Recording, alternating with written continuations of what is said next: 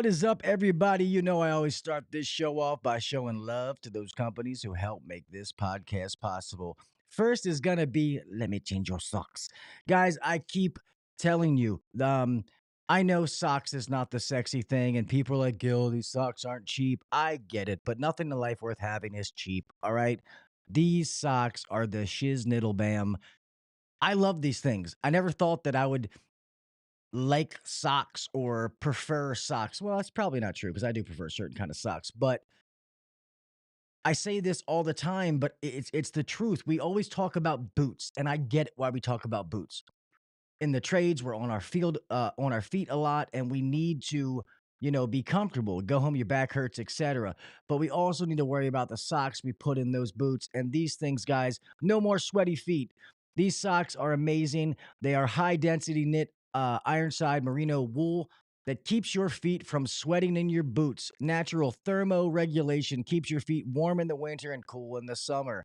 They have the over the calf sock, the boot sock, the crew sock, and the ankle sock are their go-to everyday socks. They're breathable and good for year-round use, and you will never get those swampy, sweaty, nasty smelling feet that you get from normal cotton or polyester socks.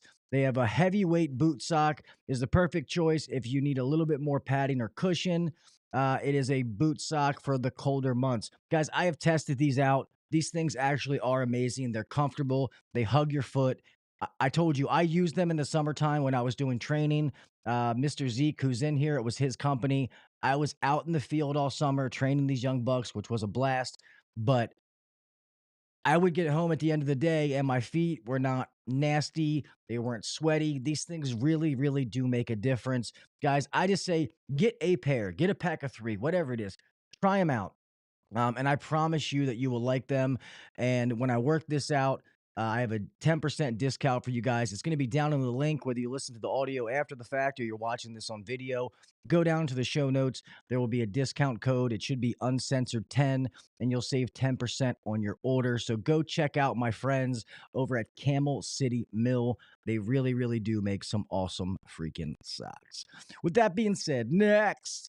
You know what it is. My friends over at Yellow Jacket for the last 75 plus years have been making some amazing tools, quality tools that are built right here in the US of A. And as far as I'm concerned, that means a lot to me. It may not mean something to some people, but it means it to me. The fact that they didn't compromise on quality, they didn't try to cheapen up and manufacture in Mexico or overseas. No, they still make everything right here in the United States. Their headquarters is in Indianapolis, I think it is, which I'm hopefully going to go out there at some point soon. But I love Yellow Jacket, and I think that they are really starting to catch up, and they realize that they made quality tools, but they had to put that little bit of pizzazz on them. And I think that they're starting to get back to there. They've been taking the feedback from me and others, and I think they're listening and they are really knocking it out of the park. Their new uh, manifold, this Titan Max, is absolutely amazing. I love this manifold. And I say that you guys know me, I'm always 100% real, 100% honest. And just because they're a sponsor does not mean I will not say how I really feel. But I love this manifold. Um, I love how it works. I love how it's built. I love the features, the magnets, the hook, you name it. I love this thing. And all of their digital stuff, I mean, wireless stuff can connect to it. And like I said, a lot of you out there, I get it. You may be so deep into a platform, it is hard for you to want to switch. You're like, man, I have all this field piece stuff. I have all this. testo stuff, or I'm already into Yellow Jacket, and you don't want to switch. Guys, now with the Measure Quick app, you can use all these combinations of different manufacturers and you can still all use them. So you don't have to go spend all of this money to go to a whole new platform. And guys, just know, so I see C Young putting in the comment, I like that $1,500 price tag. Guys, there are different models, so be careful which one you're looking at. So if you get the most expensive one that comes with, the nice hoses and the book bag and all that stuff, yes, it is a little pricey, but there's different options to get it. If you have any trouble finding that, please let me know. I can get you in touch and get you linked up to get the proper one. Um, but yeah, just to buy this, the top package probably is like $1,500, but you can get this manifold. It's a lot cheaper than that, I promise you. So please know that there is different options to get it, and a lot of times you're seeing the best package that comes with all this other things that some of you may want or may not want, so don't feel like that is the only option. All right, with that being said, remember 75 years of expertise built into every tool. On to the pledge.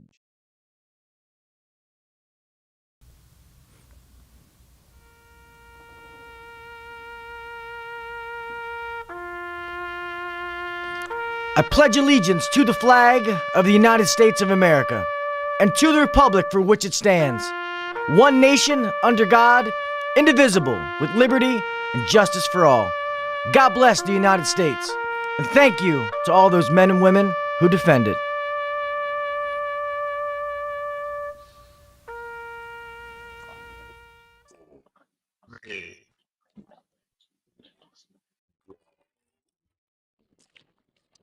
Welcome to the #1 rated HVAC podcast. If you're looking to grow in the HVAC industry, then you're in the right spot. Blue collar people talking about blue collar shit. Let's get better together. So turn up the volume, buckle your seatbelt, and let's welcome your host, Gil Cavey Jr.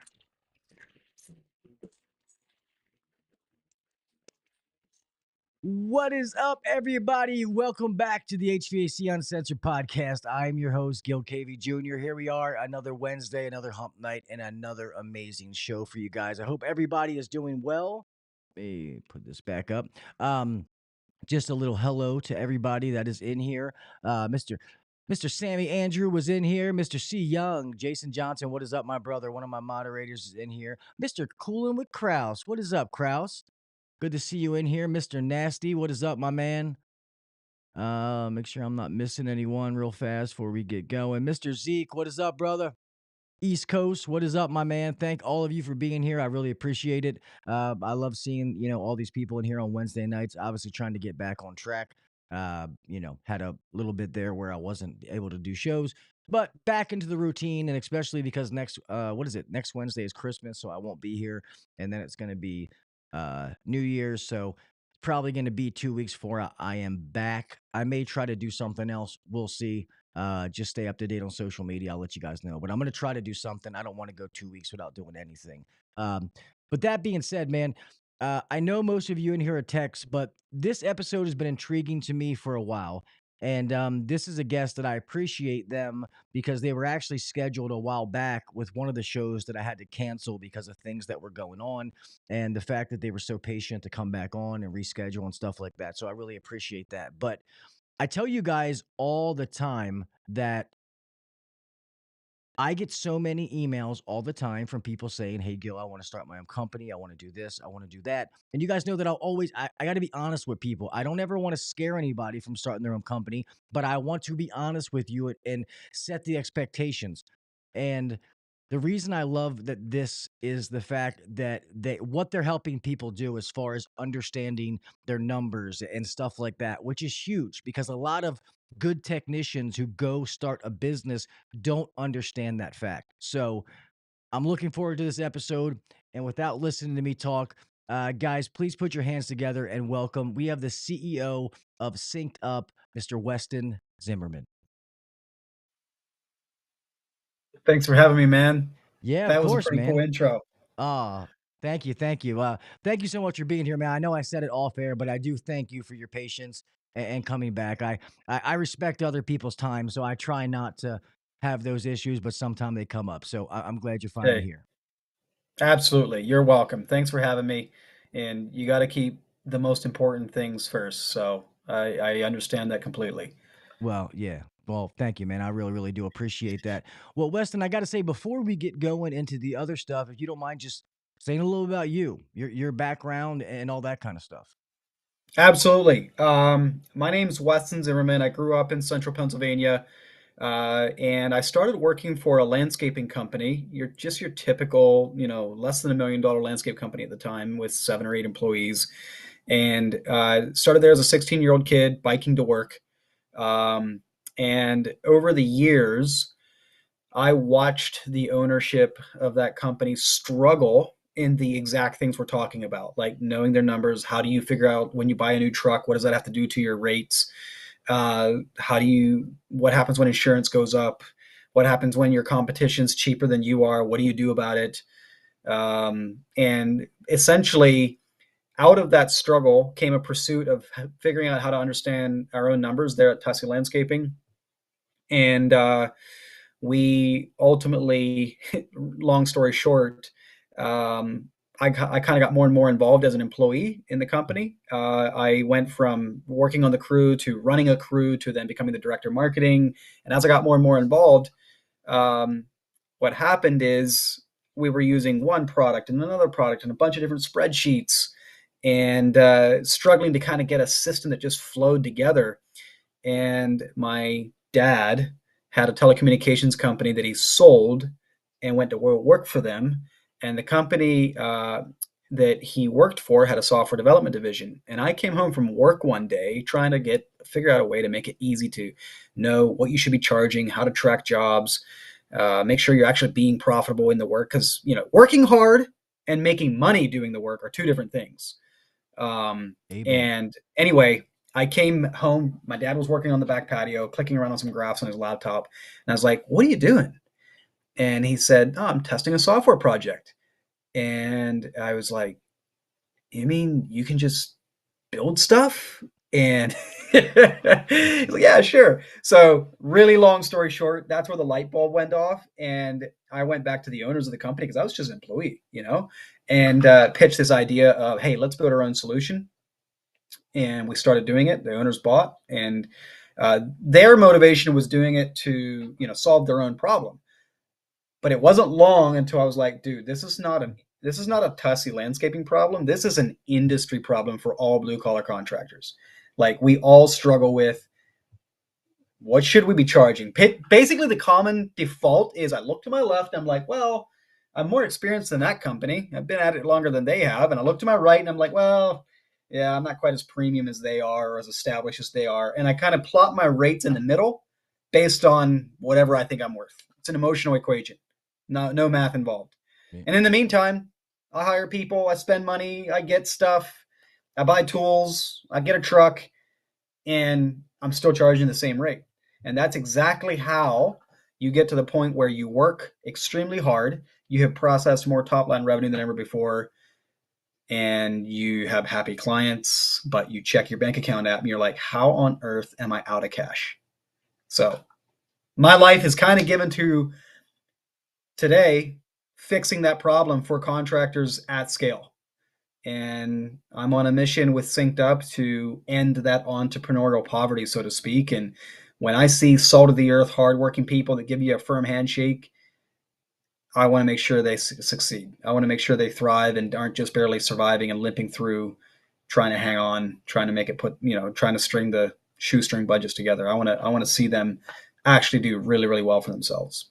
That's awesome, man. I love hearing that. And I feel the same way. And, I try to help in different ways. I didn't build a software. I try to give the advice that I do have, but I also love to learn as well, to Yeah, make myself better as far as what I do. But I couldn't agree more that I hear the same story that we talked about off air.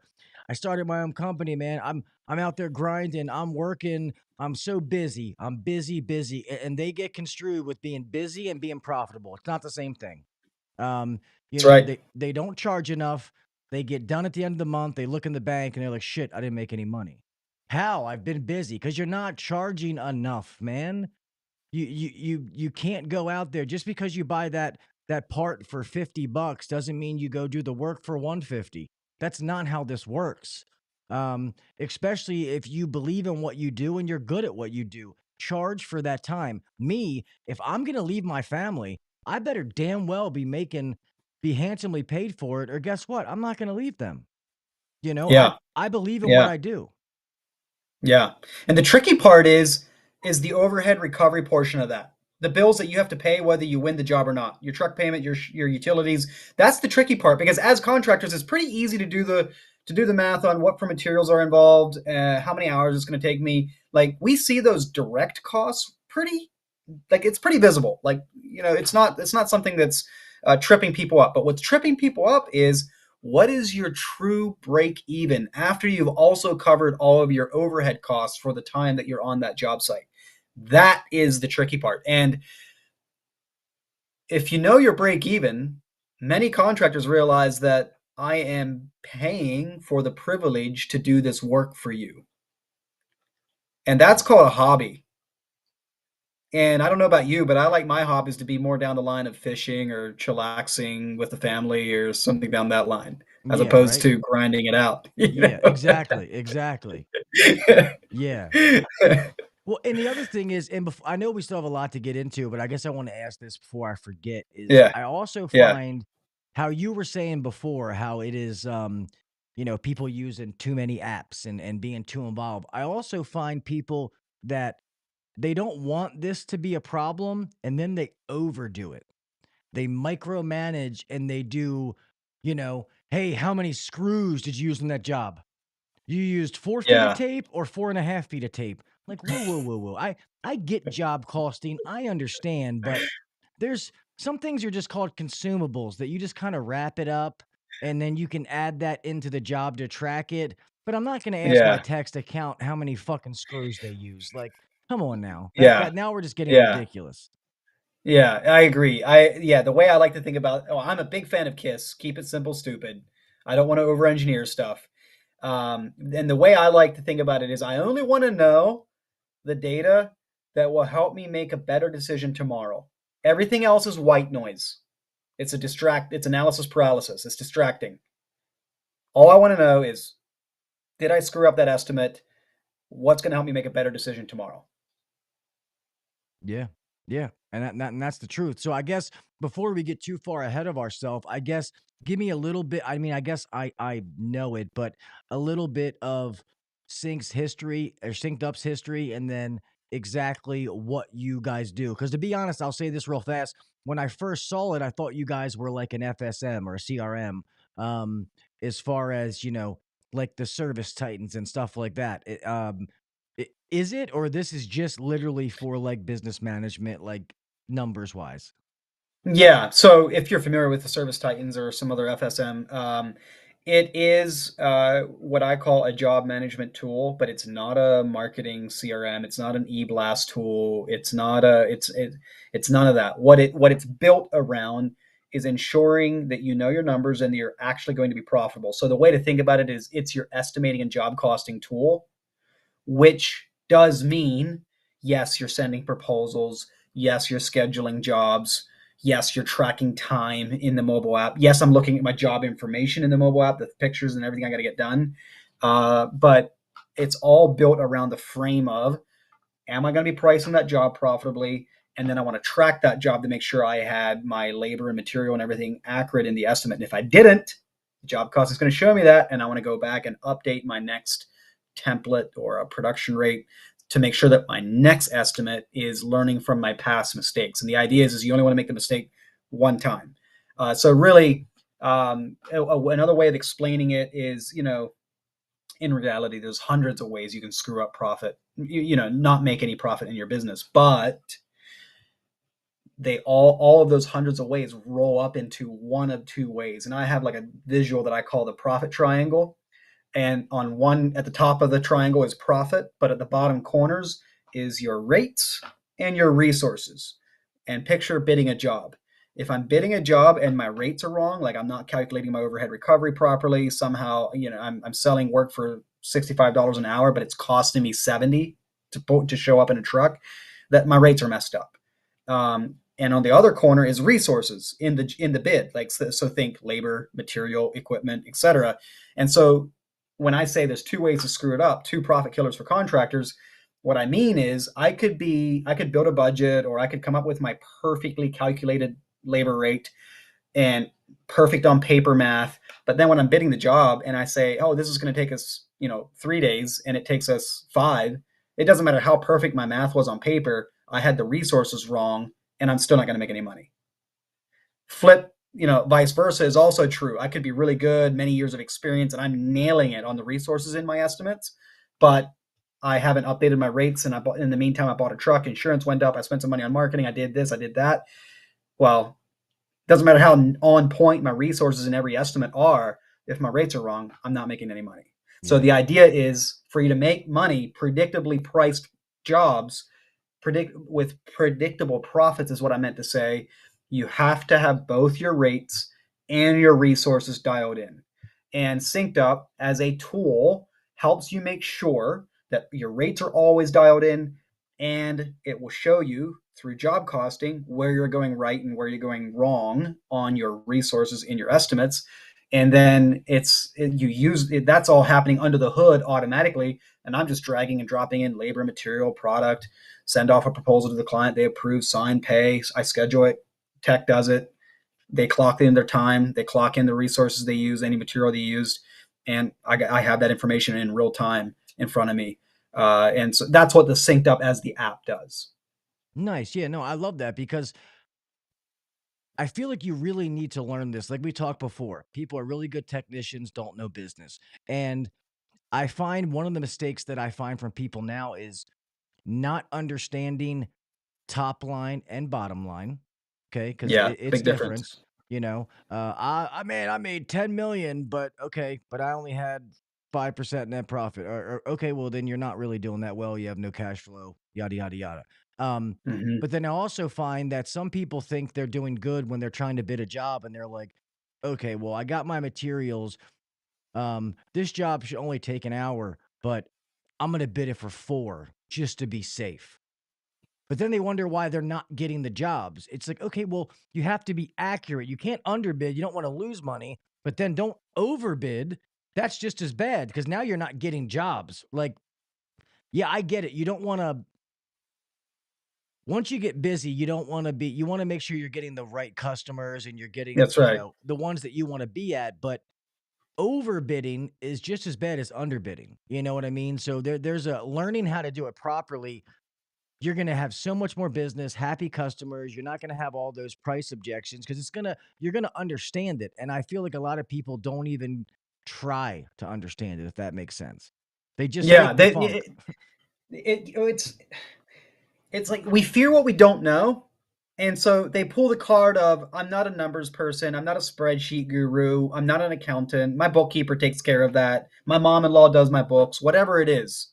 Like we try to pull a get out of jail free card and say, I don't have to worry about the numbers. Well, if you're always addicted to the urgent and never give time for the important, you will arrive at a day where you'll be forced to reckon with it and you won't have a choice. And so you're just building up compound interest the longer you ignore this problem. Because by the time that your cash flow and your bank account is showing that you have problems, the $1 million question is, well, why? What do I need to fix? What's wrong? It could be any one of hundreds of things, which all roll up into one of the two things. So it could be both, actually, the rates and the resources. And if you haven't been tracking, well, it's an educated guess at that point. And probably what you'll do is raise your prices across the board by 10, 20%, or whatever you think you need to do to, get some cash flowing again. And off you go. And the other really mental battle that contractors fight is you give a quote and your client's like, well, so-and-so, your competition gave me a price for 20% less or 30% less. And then you start second guessing yourself. Do I have something wrong? Am I too expensive? Am I running business the wrong way? Why is everybody cheaper than I am? And the reality is there will always be someone cheaper than you are. There will always be another contractor out there that hasn't yet figured out the hard lessons, the hard realities of what it costs to run a business. And they will be selling their work at cheaper than you can even break even at. And so the game is not to try to be the cheapest, because that is a suicide race. Race to the You bottom. know, yep, you will not live through that race. So the solution is to figure out what those numbers are, get to the point where you have the emotional posture of it is what it is, take it or leave it. You can adjust scope all day. You can adjust choose a different, cheaper, more, whatever. But at the end of the day, I can adjust scope, but I can't adjust price. And there's no discount without adjusting scope. And once you have that point, that's good. Then after you've got that nailed, it's going off and making sure that you are chasing the right target clientele. And what can often happen is, as you start your business, you work for pretty cheap and you start working for a certain class of clientele. And then as you get better, more premium, have a better product, better service, you start going up market, but your other clientele is still telling, man, you're so expensive. And you start having all this head trash about it. And anyway, the point I wanted to make is there's way more fruit on the vine on focusing how to create more value for your customer than there is on trying to shave 10-20% off your price that would just strangle you anyway. Yeah. Because do the things that your competition is not willing to do. Create the value. And Amen. that is where you will win. Yeah, yeah, amen. I agree with that 100%. And I see a lot of people, like, I think it's good to know your competitors' prices just to know where you stand, but don't base your prices off of them. You don't know what their bills are. You don't know what their You have no rent idea. is. Exactly, how much their vans are. Like, you need your own loaded labor rate. You need to charge based on what your numbers are, how much your costs That's are, right. and all this kind of stuff. That's right. And when I see people, they're like, oh, this company's charging X for a diagnostic, we should lower ours, or they're charging this. I don't care what they charge. Like, we need to charge what we need to charge. And then when customers like bitch about the price, my always go to is, hey, we charge only what we have to give you. We charge only what we have to provide 5-star service. And most people are like, huh? Or I'm like, hey, do you like us having those clean uniforms? Do you like those brand new Mm-hmm. trucks when they pull up? Mm-hmm. Do you like having these techs that are trained properly, like they know Mm-hmm. what they're doing every time they come out? Yeah, of course. All right, well, that's why I cost more than the other guy. You Mm-hmm. know what I And mean? my favorite comeback to that is like, well, your competition gave me a cheaper price. I'm like, why haven't you hired him yet? Yeah. Or I say, I wonder what they're not doing to get it down that low. People are Yeah. like, The point hmm. is, the point is when you ask him why haven't you hired him yet, they're like, oh, yeah, there was a reason I didn't just go outright just accept that person's proposal. Yeah, whether you admit it or not, there was a reason. So, it's like when if you're basing what you charge based on what your competition charges, unfortunately, you probably also don't know what their costs are. You probably don't even know your own costs if that's Yep. what you're doing. Yeah, And so exactly. buckle down. I know getting into the office and looking at numbers, you'd rather go get your wisdom teeth pulled. Yeah, right. But buckle down and get it done. And the good news is you can literally do it in under an hour. It's not hard. Yeah, yeah. No, I agree. And what you learn, and I still have a lot to learn. And when it comes, I mean, I'm good with the numbers. And what's really good about the company that I'm at now is that one of the owners is a financial guru. She's a professor. She teaches accounting and financial stuff. So I've been able to learn, like, I know more about the trades business and operating and stuff like that. But when it Mm-hmm. comes to numbers, Mm-hmm. she's like, oh, you do this because of that, and that's because of this. And I'm like, oh shit, I never heard it like that. That's good. Thanks. I'm glad, you know what I mean? So it's, you got to constantly still be learning. But I know this whole thing is wrapped into business and numbers. But so I guess I want to ask this, and I know it's, a goofy question, but I know somebody's going to ask it, or I'm going to get an email about it, because if so, this is going to replace, like if somebody's interested in this, it's going to replace the Service Titans, the House Call Pros. Like, they would leave those softwares to use SynkedUp, correct? Yeah, in most cases, yeah, unless you're using some of those products like a marketing software. if you're using some of those products like a marketing CRM to drive leads and to book appointments, then you would continue using that. But once you have the lead, everything from the lead downstream is in SynkedUp. Oh, okay, cool, cool. So Yeah. what different like markets as far as trades have you guys been in? Well, obviously we came from landscaping because that's a company where we built this thing. But we have customers that everything from remodeling. We have this one customer that is an antique window restorer. We have septic and excavation contractors. We have electricians, but primarily landscaping at this point because of that's where we came from.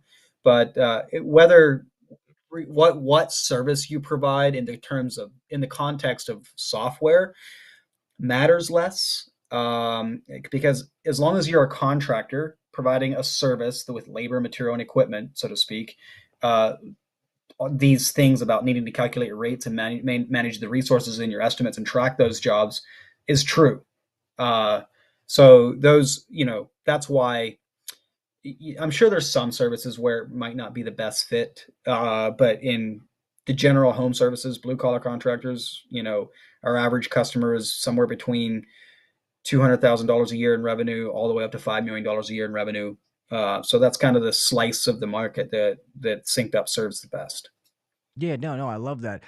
I've put it out here real fast. I'm gonna put it out again if you wouldn't mind explaining, um, that free gift that you were giving to everybody, the link that you Mm-hmm. sent me that I put out, just so they understand what they're clicking on if they do. Absolutely. Yeah, what that link I gave you is a little tool that we developed to make it easy to kind of get started thinking about what it means to know your numbers and like just kind of sanity check what you're charging for your hourly rate. So that tool I sent you is really like an hourly rate calculator. So picture it's an online tool that kind of like is like a car payment calculator or a home mortgage payment calculator. And this it basically asks you, what are you charging now? What are you paying for your field labor today as a company, like a whole lump sum for the company? Um, how many how many payroll hours is that represented? Now, how many of those payroll hours are unbillable? Like things where you can't bill your client for because they're I don't know, maybe they're washing a truck or something at the shop. Um, and then your overall overhead expenses. So you total up all your insurance, your fuel, your marketing, everything you spend behind the scenes to keep the lights on. Throw those values into that man hour calculator, and it'll spit out exactly what you should be charging per hour. Nice. And so it's kind of like a sanity check. It's directionally accurate. And you can book a consultation call right like on that link after you use the calculator. It'll say, hey, if you want to dig into this deeper, or you're not sure if you trust your own inputs, like you can book a consultation call, and we'll help you go over your numbers for free. Oh, that's awesome. Yeah, and see, I love sharing like this because I feel like so many like Service Titan and a lot of these big players, they put so much money in these markets that people think that they're the only ones exist. And I've used most of, and I'm not saying they're bad. They are. You got to know how to use it. But for a lot of people, message me and like, is there anything else out there? Because I don't like this. And that's why I love shows like this, so people understand there are other options. And like we talked about, maybe HVAC is not your niche. That's fine, but business is business.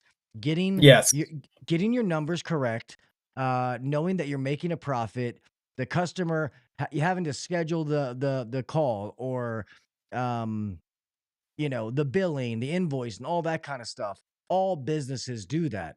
All of them are doing the same thing in a different little way. So I think this is good that people understand that there's something else out there, and especially what you said your target is. I feel like something like this, especially for the people we were talking about, the technicians who are messaging me, "Hey, I'd love to start my own business." This is what you need.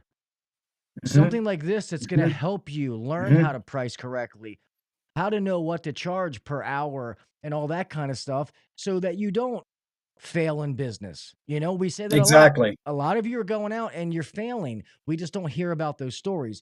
You hear about the guys on Facebook that are like, man, I started my own company. It's been 2 years and I'm $10 million and blah, blah, which half of it's bullshit. But,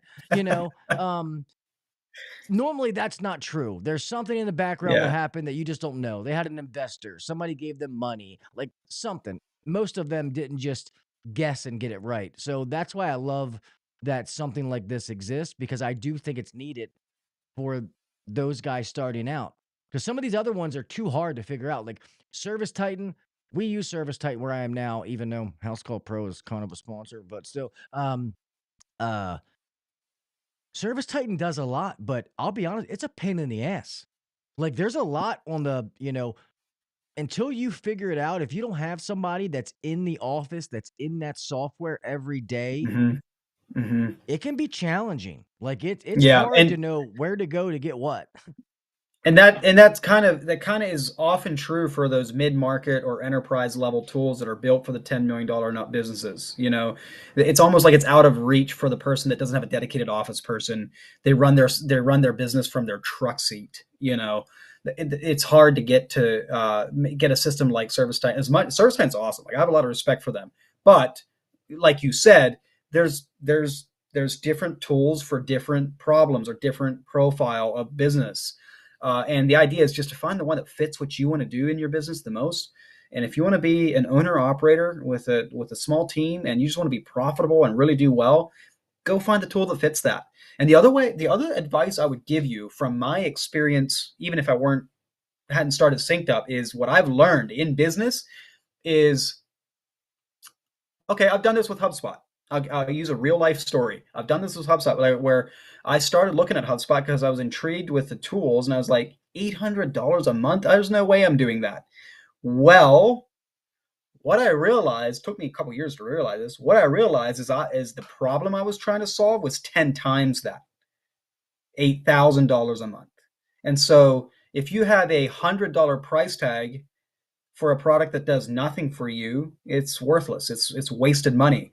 But $100,000 for $1 million problem is cheap. Yep. You get the point?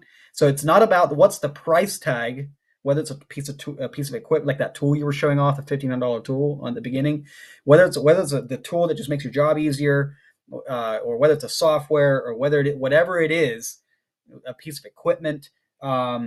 It's not about what the price tag is on that thing. It's about what's the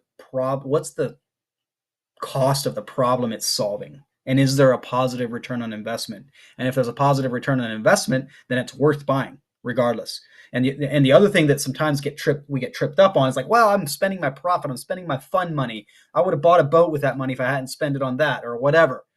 It's like, no, you're not. You're not spending. This is the cool thing about getting into knowing your numbers is, no, you're not spending your money. You're spending your client's money. You just build the budget for whatever it is that you design your business. I wish I could buy this piece of equipment. I wish I could hire an office admin. Put it into the budget, and then if you can sell the work at the rates that thing produces, bingo, there's your permission to go spend the money, and it's not coming out of your profit pocket. Yeah. No, I agree. And that's where people get in trouble. You get owners that get too greedy or they get too ahead of themselves. They start spending profit like they're a $10 million business when they're really a $5 million business. Like, out of the profit. Like, it was funny. I was telling somebody this today. What I've done that has helped me help build businesses get built is most people look at the top and they go from the top down. They're like, oh, if we worry about the top, the bottom will just fix itself. I worry about the bottom. As I take care of the bottom, it just slowly builds it up. Like for me, especially in the HVAC industry, if I worry about the technicians, I'm not going to preach numbers at them. We'll talk about it, but I'm not going to preach numbers at them because they don't care. They don't want to hear about that. I want them to make good money and give them incentives to put money in their pocket. And if I make sure that all of them are happy, the culture's good, they're making good money, everything else is going to take care of itself. Okay. So if I give That's them the right. opportunities, they're happy. I know that we're charging accordingly because I know my numbers. I know where they should be. It just kind of it works itself out, and I don't have to be like that owner that like that one commercial when what is it or somewhere when the guy pulls up and the employee's like, "Hey boss, like that's an awesome new truck," and he goes, "Yeah, if you work really hard next year, I'll get a new one. You know what I mean? Like it's not having that kind of mentality because a lot of employees think that, the owner is sitting in the office, blowing his nose with $100 bills. And when sadly, most of these businesses, that is not the case. It's really not. Exactly, exactly, and that's why, and kind of a tangent here, that's why I am actually a fan of open books with the employees, and what I mean by that is their assumptions about what you're making is far worse than what you're actually making, Yeah. to your point. And so I'd rather just be like, "Hey, you wanna make more money? I wanna make more money? Yeah, cool, common ground established. Okay, well, if we wanna make more money, we gotta make the company more money." Okay, even the new employee gets that principle, and then you're like, okay, and for us to know our numbers, this is what we're going to have to do. I need you to track your time. I need you to tell me what product you're using, and again, not down to the seventh screw that you used. That stuff, create a miscellaneous budget for that and just dump it into there. I'm just talking about the billable material, that the copper pipe and whatever it is that you're putting into the product, into the job, like, so that if we miss the mark on the estimate, so I know it and I can fix it for the next one so the company doesn't lose its profits. And if we do that well enough, guess what? We all make more money. Kind of to the point you were making about the incentives, as the manager or the owner or the leader, it's all about figuring out where you need to put the carrots or the incentives so that if they do those things, the company will do well, and then give them an incentive, give them a bonus, whatever you want to do. But like, it's about designing the carrots with what they need to do to make the business healthy. Yeah, and it also helps you keep employees because I always say most people don't leave for money, they leave for opportunity. So I make sure that their opportunity is here and that they're going to Yeah, grow. And the other thing that's that a is good good, point. yeah, and I used to always do like the thing that I learned, the dollar bill trick. Like every dollar that comes into the company, you get a big giant one, and you go like, okay, well, this piece of the dollar goes to pay for this. And then when you actually get to the end of what's left in profit, they're like, oh, well, shit, that's not that much. Or, one big thing in HVAC is how much people charge for capacitors because normally it costs like $15, but companies charge $300-$400. Um, and I say, hey, pick a couple of things, and I explain to them, okay, this is why we charge this. This goes here, this goes here, this goes. And when you break it down, they're like, oh shit, I didn't know that. And then you get some of them are Mhm. like, man, we should probably charge more. Yeah, Okay, yeah, now exactly. now you're getting it. Now you understand what goes into this, that we're not just being a bunch of price gouging assholes, that this comes from somewhere. I didn't just pull this number out of my ass. Like it was calculated to charge this for a reason. Yep, yep, I agree. I love that. Yeah, and I feel like that's honesty when you explain that to them. When they understand the why behind the what, they don't come in because, like you said, sometimes their assumptions are worse than what it actually is. They assume that it's, oh, they charge this because of this reason and this reason. Well, I rather not let them assume. I'll just tell them. You know, Mhm, um, when we have company meetings, I've always went over, hey, this is how much revenue, like we met this goal, thank you guys so much for doing XYZ, we got here because of you. And explain to them how it happened, explain to them what profit is, and all that kind of stuff, like where we need to be. So I try to let them understand so they feel like they're involved in it, like this is our company. This person may be the owner, I may be the GM or whatever, but this place that sinks or swims depends on all of us. You know what I yeah, mean? And that's when right. you get people in that kind of mentality, it's just it's so much better to be able to do things and grow. And I think that's the culture that people are looking for, especially the younger generation. A lot of them, it's not money, it's paid time off. Like knowing who you're targeting and stuff like that makes a big difference. Mhm. Yeah, exactly. And often, like, let's just pretend 3 months from now or whatever that you go down this rabbit hole, you figure out your hourly rate based on your own costs, and you start job costing every single job. Like, often when you realize that, hey, we missed the mark on a particular job, you know who has a better idea as to what went wrong than what you do? Your team, Yeah. whoever was on that job. And so, like, I loved what you said about, like, well, man, maybe we should be charging more. Yeah, exactly. And often once you do a good job of communicating these things and teaching them how business works and why you do the things the way you do, it's not just because whatever. Uh, you'll get a lot of buy-in. At least put it this way, you'll get buy-in from the people you want to keep. Exactly. And the ones that don't probably stick out like a sore thumb for a reason. They're not those Mm-hmm. people. Just like Mm-hmm. I explained to people the different kind of customers. You got Mm-hmm. transactional customers and relational customers. Mm-hmm. Those transactional ones only care about price. They don't care about how nice of a guy you are, your company's reviews. They're worried about price. Whereas those relational people, they will spend money. They do care about the story, the relationship that they build. So understanding these things goes a long way. Like a lot of people that are successful, you don't have to reinvent the wheel. All these different businesses, like we said, go back into the beginning. Business is business. Top line, bottom line has been the same for years. It's what you have to do is already there. Don't try to reinvent the wheel, but just learn those basics, learn those skills and get good at it. And it's amazing how you can take that and run with it. You don't Yeah. have to be an And accountant. create exactly. Yeah. And to the conversation about the team members, like how fun would it be if you started building a little team of entrepreneurs, people that behave like an entrepreneur inside of your own company?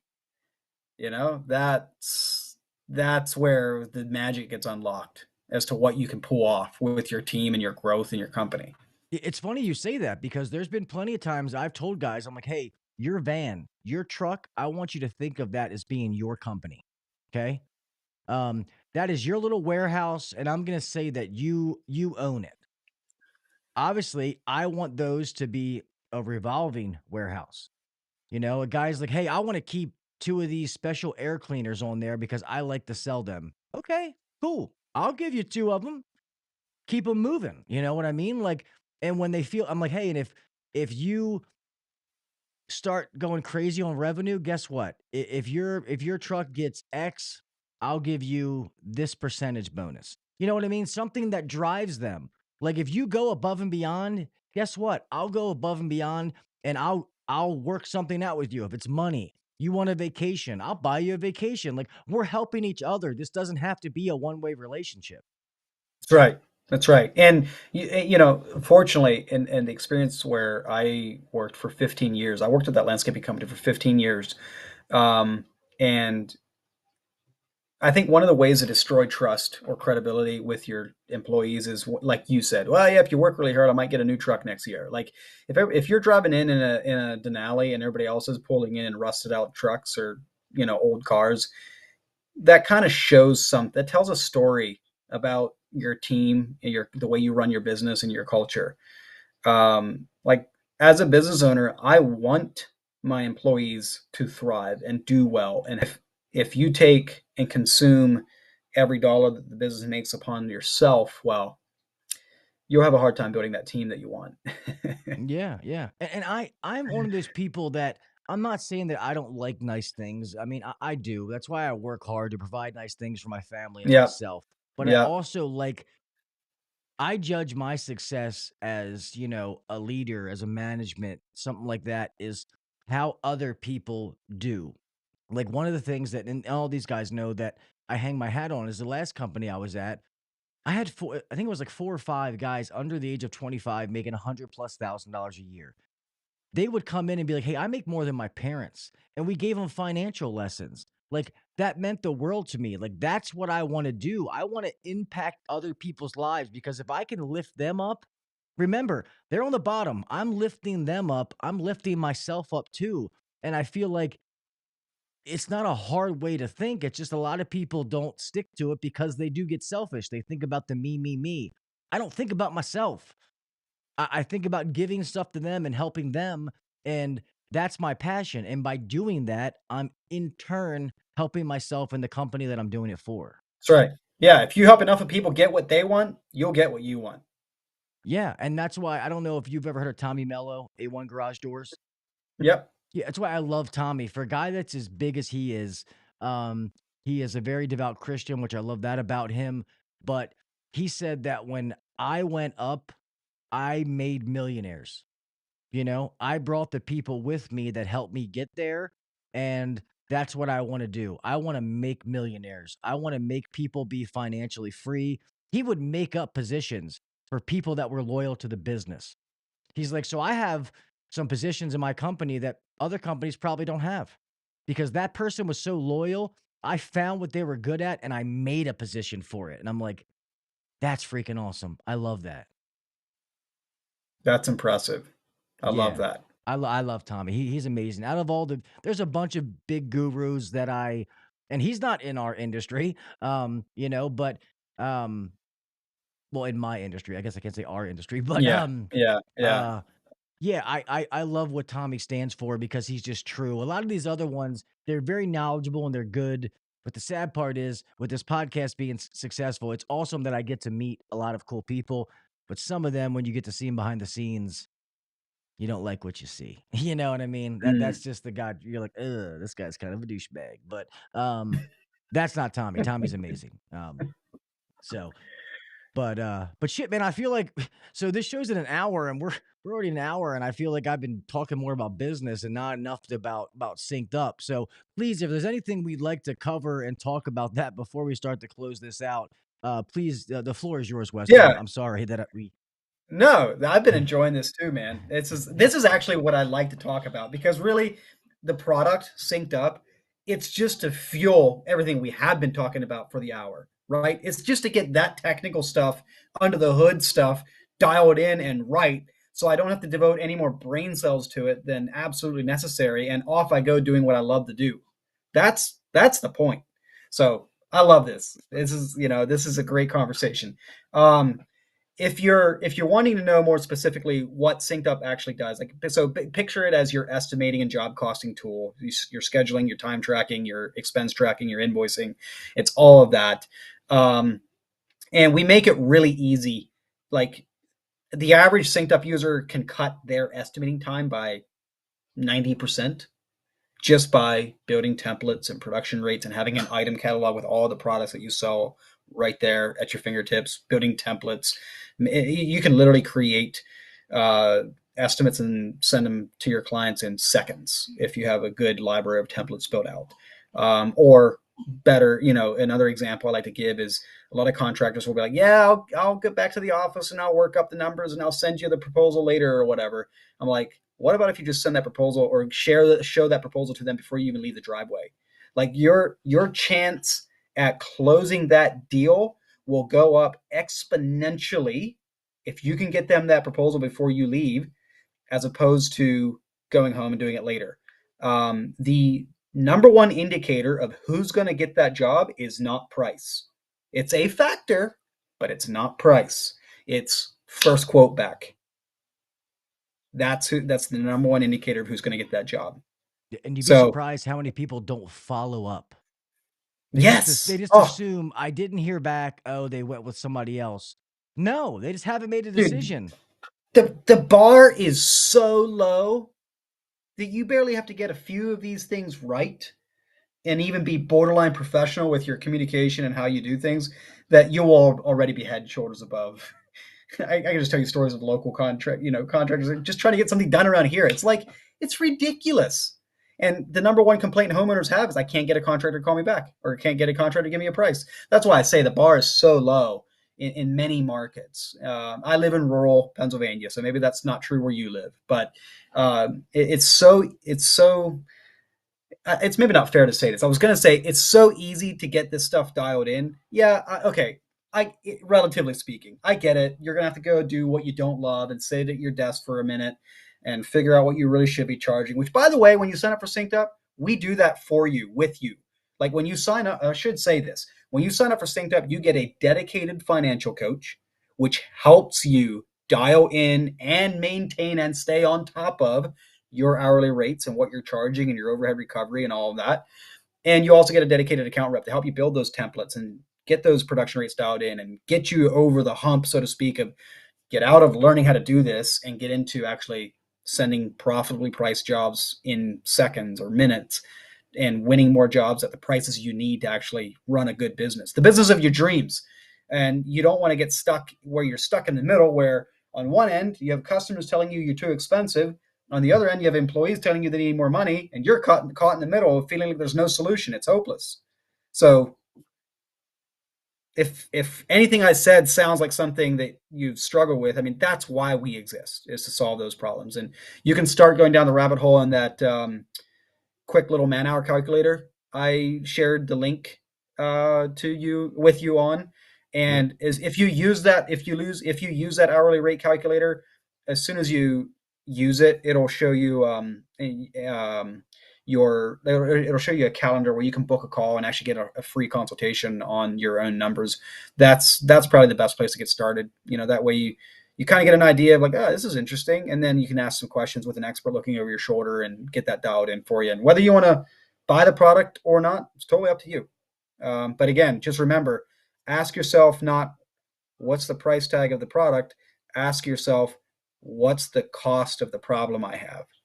And if you're a $500,000 or $1 million contractor with no money, you have an expensive problem. And the good news is it's not that hard to fix. I mean, sure, you could do everything SynkedUp does in a spreadsheet if you wanted to, but contractors don't do that. No, Most contractors don't love that. I've gotten So better at them, SynkedUp is all but about making it easy. Excel still sucks. Yeah. Let's just be real. I've gotten better. I know how to use it. I've been proud of myself for some of the things I've built, but I did not have a lick of fun doing it. Let's just throw that Yeah. out there. So Weston, this has been awesome. I love talking this. And just so everybody understands that we talked about this, Weston is not a financial coach per se. He is somebody who's been in business, who helps businesses grow and built a software to fix his pain points when he was an employee. It wasn't even his business. So please understand that, because I want to make sure I do that separation, because one of my buddies is joking, but for the same token, we have had a lot of people that I've had on here that were financial gurus, and they were blowbags, to be honest. A lot of them were blowbags. So I just want to make sure that we put that separation is where our conversation went.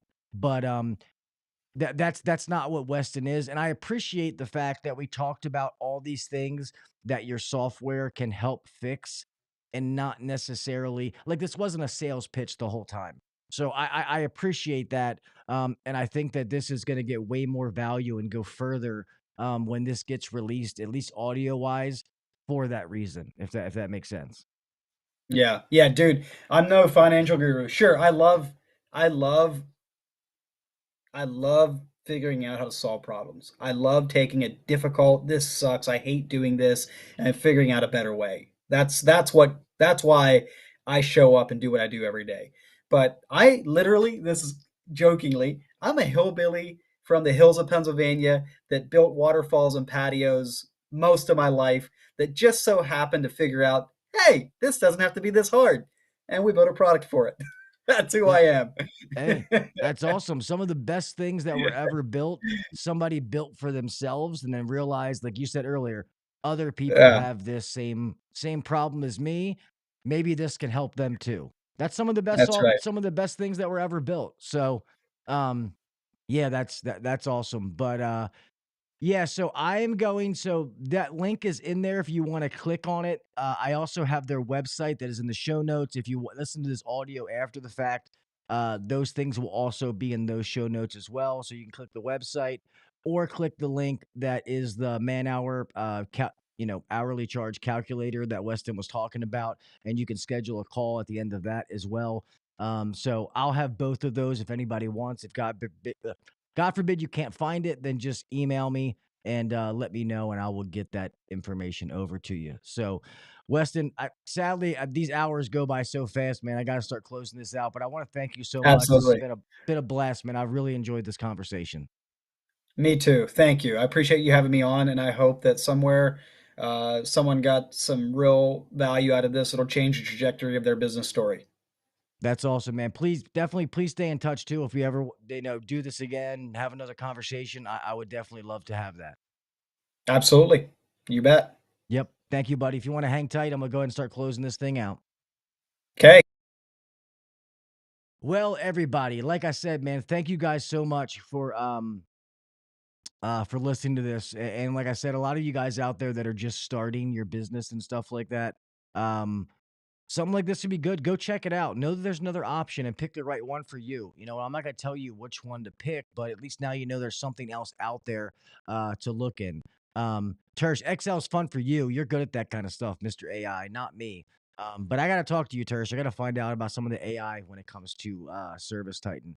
But yeah, guys, I hope you enjoyed this. I hope you guys learned something, and I felt like this was a good episode that I can't tell you how many emails I get about people wanting to start their own business. So that's why I love these shows, because I feel like it helps answer all those people who watch the show. So I hope that this helps some of you. And please, by all means, get in touch with Weston and his team. The links will be in the description in the show notes. Like I said, whether you watch the video podcast or you listen to the audio podcast, all of it will be there. Check it out. They'll help you. Like you said, they'll give you a free consultation. And maybe you'll find out at the end, hey, this isn't for me. Or maybe you find out, like, hey, this is exactly what I need to get going. But at least now you know that this is even out there and you know that it's an option. All right. I always want you to do what's best for you and your company, regardless of, my sponsors or people that are on the podcast. I want you guys to know what's out there and you guys do what's best for you. You know that.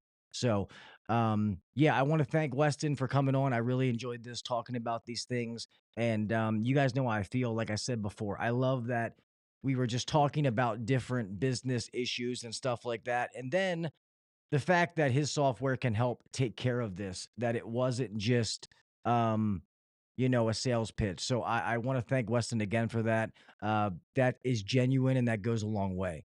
All right. With that being said, man, I'm going to start closing this out. Make sure that you follow the podcast on all the social media sites. Make sure you leave me a 5-star review if you haven't already, whether you audio, video, whatever it is. That would be greatly appreciated. I'm going to try to do something over the next 2 weeks on different days. I'll put something out to keep you posted because obviously we got Christmas and then New Year's Eve. So I'm not going to do something on those holidays, but I will pick a day to do something, whether it's a live stream, whatever it is. So please stay posted for that. All right, guys. Remember to be safe out there, man. Keep your head on a swivel. I want each and every one of you to make it home the same way that you left.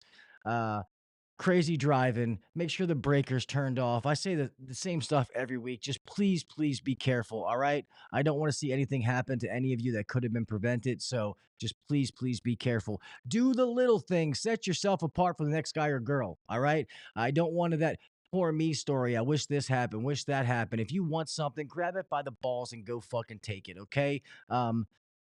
Maybe don't grab it by the balls. You might get arrested, but you know what I mean. There's so many resources for us nowadays, whether it's a book, an online course, a podcast, a YouTube video, whatever it is. Keep being the best version of you. All right. And then just care about other people, man. Be that person that spreads positivity and just cares about people, man. Just be a good human. It's really the best way to say it. All right. And with that being said, I love you guys. I appreciate each and every one of you. If I don't talk to you again, I wish you a very Merry Christmas and a Happy New Year, the happiest of holidays. Please enjoy your family. And remember why we celebrate Christmas. Somebody is a Christian. That day is more than just giving gifts to me. But I hope all of you guys have a great one. All right. With that being said, I appreciate each and every one of you. And I'll talk to you mofos later. See ya. Thanks for listening to the HVAC Uncensored Podcast. Don't forget to check us out on Facebook and Instagram, or email us anytime at hvacuncensored@gmail.com. Now, get back to work. Shut this down. The views and opinions shared on the HVAC Uncensored Podcast may not necessarily be the views and opinions of our sponsors or guests. And I know, as always, thank you to all of my moderators for being here. Appreciate you guys.